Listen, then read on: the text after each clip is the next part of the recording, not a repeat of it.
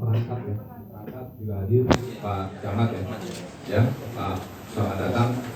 Baik, ini pertemuan yang tentu kita harapkan terjadi komunikasi yang bisa mendapatkan solusi, Pak. Tentu kita, saya rasa tidak perlu lagi berbasa-basi ya, kita bisa to the point ya Pak ya. Waktu Bapak juga tentu sangat padat. Juga ada senior kita, Bapak Philip, Ketua Umum Permabudi yang telah hadir. Kita beri tepuk tangan boleh Bapak Philip. Ini banyak senior-senior saya juga. Oleh karena itu, saya rasa kita mulai karena waktu Bapak, Ibu semua tentu waktu yang sangat sibuk. Ada Pak Bung Ade, selamat datang Bu, terima kasih. Dan banyak ya Pak Koko, selamat datang Pak Koko. Baik, kita semua sudah tahu ya terkait dengan permasalahan kasus dari Wihara Amur-Babuni yang telah terjadi, yang mana ini semua di luar dugaan kami, Pak. Ini adalah wihara yang telah berdiri lebih dari 100 tahun, yang mana umatnya selama ini melaksanakan ibadah dengan tentram, damai, tanpa ada masalah apa-apa. Tiba-tiba kami dihentakkan oleh sebuah keputusan, walaupun kita sudah dengar proses peradilan berjalan, tetapi ini semua di luar dugaan kita. Yang mana tentu kita sebagai umat wajib bertanya-tanya, jangan-jangan di balik ini ada hal-hal yang tidak sesuai. Ya, mungkin kalau kita boleh katakan ya kita bisa menduga ini ada urusan juga dengan masalah mafia tanah yang saat ini sedang digalakkan dan sedang kita gencarkan, terutama pemerintahan Bapak Jokowi beserta Pak Raja yang kami juga tahu selama ini selalu berpihak kepada yang benar, Pak. Oleh karena itu, kesempatan kali ini izinkan nanti kita memaparkan fakta kalau Bapak butuhkan. Fakta-fakta apa yang kita ada gitu ya. Ini kebetulan ada Pak Indra selaku selama ini koordinator untuk tim hukumnya ya, Pak Indra ya. Ya, dan ini nanti bisakah kalau memang dibutuhkan kita bisa menyediakan data fakta. Yang mana kasus hari ini kita sudah tahu posisinya sudah di pengadilan negeri itu kita diputus posisinya kalah Pak ya. Kalah ya. Sudah diterima kan salinannya Pak ya? Baru terima. Ya, nanti bisa dibacakan Pak, mungkin secara singkat ya, bacaan keputusannya seperti apa supaya kita tahu duduk perkaranya apa Pak.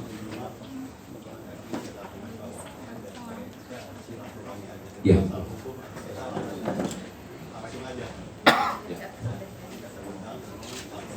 Ya. Ya.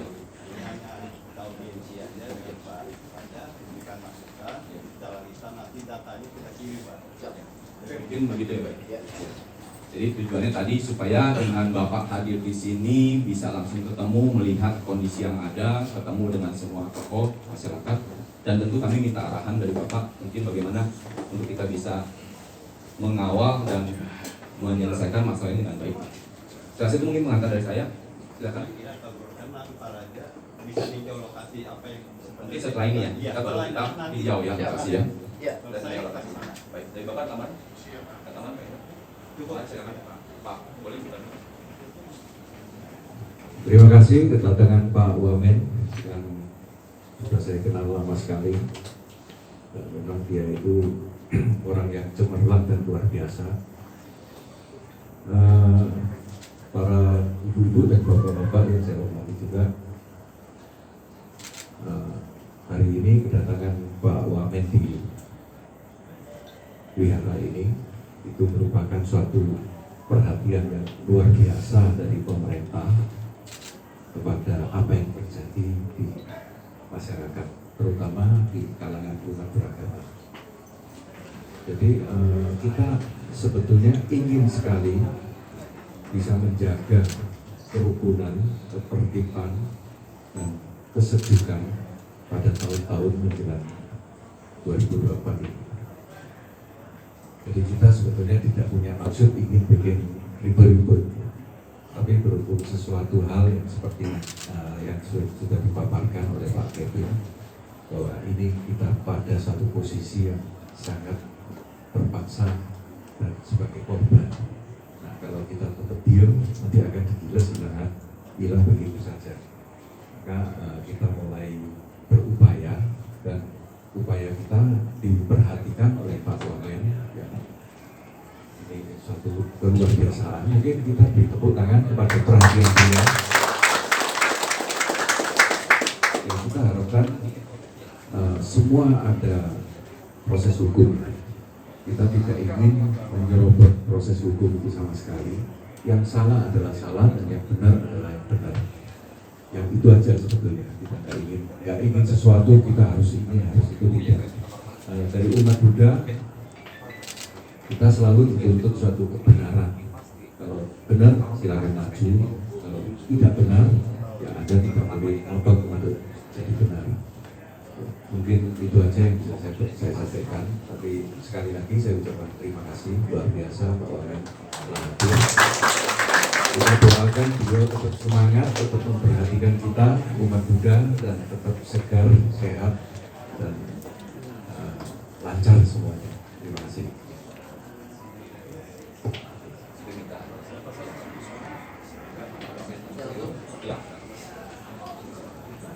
Terima kasih, selamat siang, salam sejahtera untuk kita semua, Om Swastiastu, Namo Buddhaya, salam kebajikan, Assalamualaikum warahmatullahi wabarakatuh.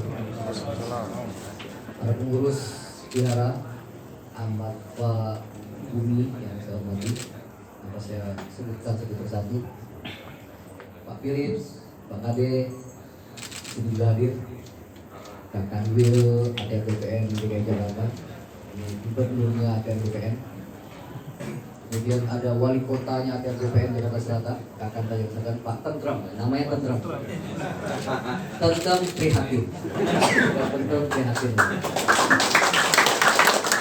serta Bapak Ibu sekalian dari kecamatan yang hadir semua.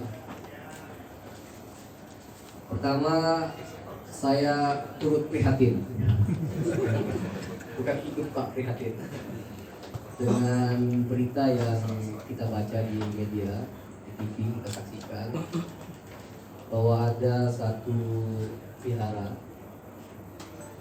di sini telah berusia lebih dari 100 tahun. Kemudian akses jalannya kira-kira demikian diambil oleh pihak lain, kata OPK, anggotanya. Nah, saya teringat dan ini menjadi komentar saya dan Pak Menteri ketika beberapa bulan yang lalu Pak Presiden mengumpulkan seluruh menteri, seluruh gubernur, wali kota, bupati, Polda, Pangdam, DPRD seluruh Indonesia di Sentul.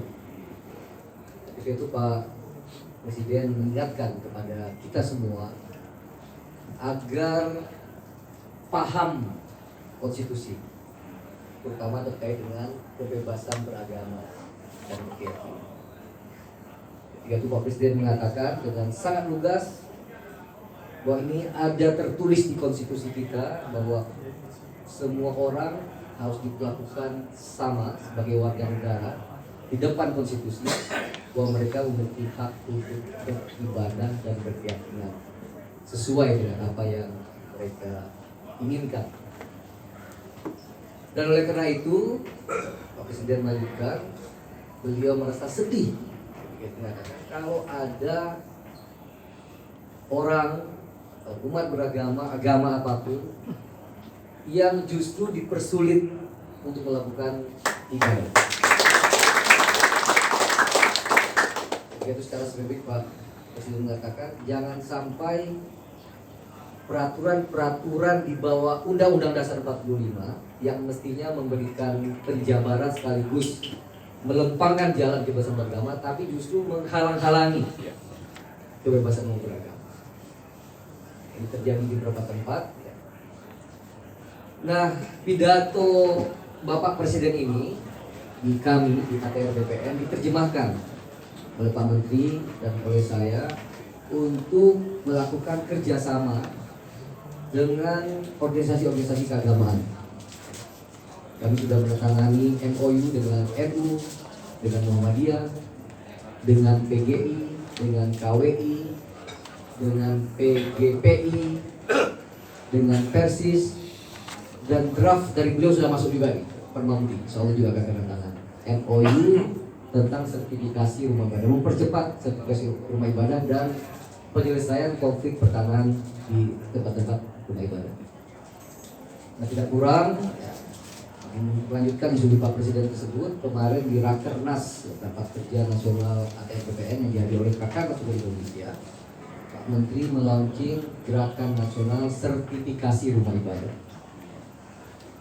Kami, ya, saya berkali-kali juga mengatakan sebagai apa arahan Pak Menteri, ATR BPN akan mensertifikasi rumah ibadah apapun itu.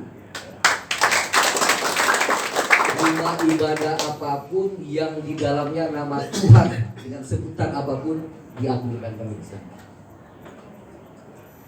Nah, dalam konteks itulah ya, ketika sekarang Kakanta kami bekerja luar biasa ya, di seluruh pos Indonesia untuk melakukan sertifikasi rumah ibadah tersebut, ada berita yang menyesakkan dada ini. Seperti dikatakan oleh Pak Philip tadi, saudara saya, kita tentu tidak akan keluar dari koridor hukum, Bapak Ibu sekalian, tetapi di dalam otoritas yang kami miliki, dalam otoritas yang ada melekat pada diri saya di kementerian ini, maka saya akan kawal keadilan yang harus tegak. Sudah telepon Kak Kanwil, Kakak Kanta, ya. Sudah ada kira-kira apa jalan-jalan keluar lah yang nanti memang akan kita bicarakan. Saya kira tidak bisa dibicarakan secara terang-benderang di publik karena ini adalah soal teknis hukum yang mungkin juga nanti didengar atau dipahami oleh orang yang tidak perlu paham dan perlu dengar, kira-kira begitu. Lebih baik nanti kita akan berkoordinasi secara erat, secara lekat bahwa hal ini harus kita selesaikan. Minggu lalu saya ke Bandung, Pak. Ada panti asuhan Muhammadiyah yang juga kira-kira diambil oleh oknum tertentu. Oknum tertentu yang mungkin juga sangat melibatkan orang internal ATR BPN. Di pengarahan saya sebutkan prinsip dasar di kementerian ini dan kementerian manapun tidak boleh nakal, tidak boleh zolim, tidak boleh menyulitkan orang lain. Prinsip dasarnya ya, tidak boleh nakal dengan cara hukum. Tapi kalaupun ada yang nakal, gitu ya, jangan nakal ke NU dan Muhammadiyah atau lembaga keagamaan. Lahirnya NU dan Muhammadiyah serta vihara ini jauh lebih dahulu ketimbang kita hidup. Dan besok lusa kita meninggal, vihara ini, panti asuhan Muhammadiyah, pondok pesantren NU tetap akan ada. Masa kita akan menzolimi atau memberikan ketidakadilan? Jadi sekali prinsipnya tidak boleh nakal, dan kalau nakal jangan nakal ini lah, kira-kira gitu. Jadi sekali lagi saya hanya ingin menegaskan posisi kami, Bapak Ibu sekalian. Kami di ATR BPN mempunyai komitmen tinggi untuk mensertifikasi rumah ibadah tanpa terkecuali, tanpa diskriminasi. Dan di antara agenda itu tentu adalah bagaimana ketidakadilan yang dirasakan oleh Bapak Ibu sekalian dalam konteks vihara kita ini, ya, dengan segala fungsi yang melekat pada saya, otoritas yang ada di saya akan koordinasi dengan Pak Kanwil, Pak Kakanta, dan jajaran untuk menghadirkan kehadiran di vihara Amur Bagumi. Terima kasih, sekian. Selamat siang.